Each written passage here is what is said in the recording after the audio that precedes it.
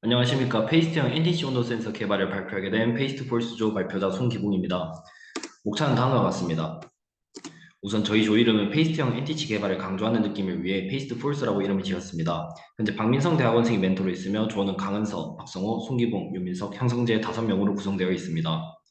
기존 NTC 온도 센서는 다음과 같이 벌크형, 방막형, 척층치평 등이 존재합니다. 그러나 기존의 센서들은 각각의 한계가 존재했습니다. 그래서 페이스트형 온도 센서를 개발하기 위해 실험을 진행하였습니다.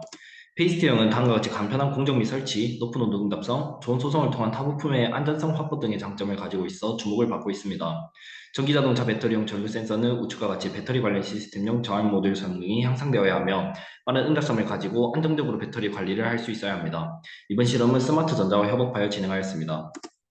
NTC 서미스터는 온도 상승에 따른 저항 감소가 특징인데 이를 이용하여 저항 변화 측정을 통한 온도 파악이 가능합니다. NTC 서미스터의 결정 구조는 오른쪽 그림과 같이 스피넬 구조를 형성하고 있습니다.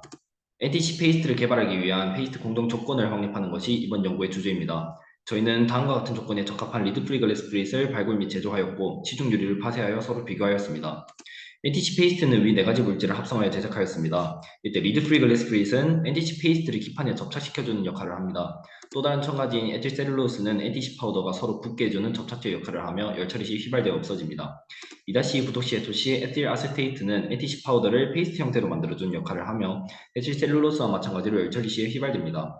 실험은 다음과 같은 계획으로 진행되었습니다. 논문 및 서적을 통해 12개의 물질 중 최종적으로 실험에 사용할 물질을 선정하기 위해 비용, 전이온도, 유해성, 용융점으로 판단하였고 점수의 합산이 가장 높은 10번과 12번의 물질 중 10번을 제조하였습니다. 시중유리는 다음과 같은 조성을 가지는 소다 석회 재질의 용기를 파쇄하여 실험에 사용하였습니다.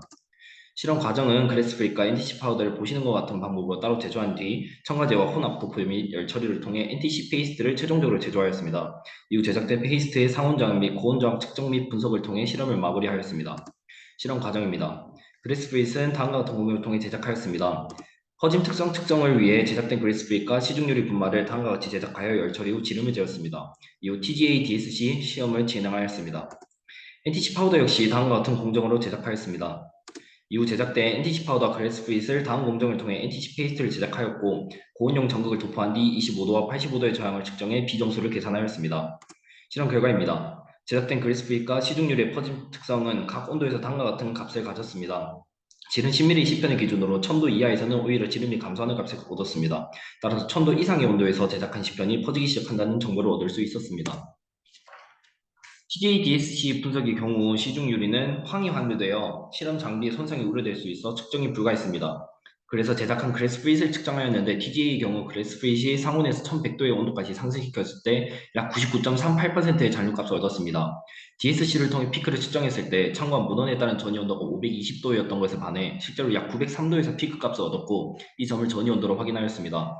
앞서 1000도 이하의 퍼짐 특성 측정에서 오히려 지름이 줄어들어 원하는 퍼짐 특성을 얻지 못하였는데 제작된 글래스프릿에 높은 전이온도가 영향을 미쳤다고 판단하였습니다. 마지막으로 정기적 특성평가입니다. 소결 온도가 증가함에 따라 25도와 85도에서 각각 저하값이 증가한다는 것을 확인하였습니다. 그러나 800도의 경우 예외적인 경향을 보이는 것을 확인하였습니다. 이를 통해 제작된 비정수 값은 2500에서 2700 사이로 유사한 값을 가졌습니다.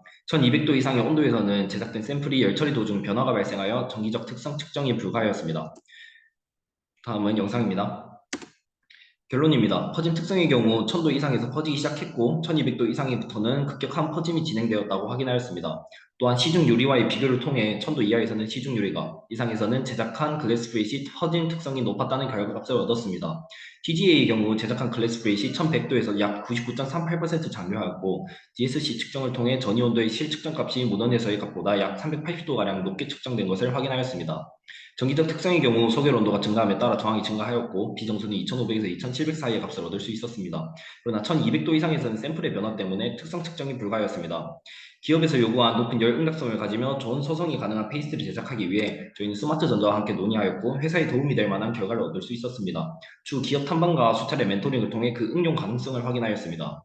또한 저희 자체적으로도 성공적인 제작 경험을 통해 자신감을 얻고 한 단계 더욱 성장할 수 있었습니다. 이상 NDC 조 발표자 송기봉이었습니다. 감사합니다.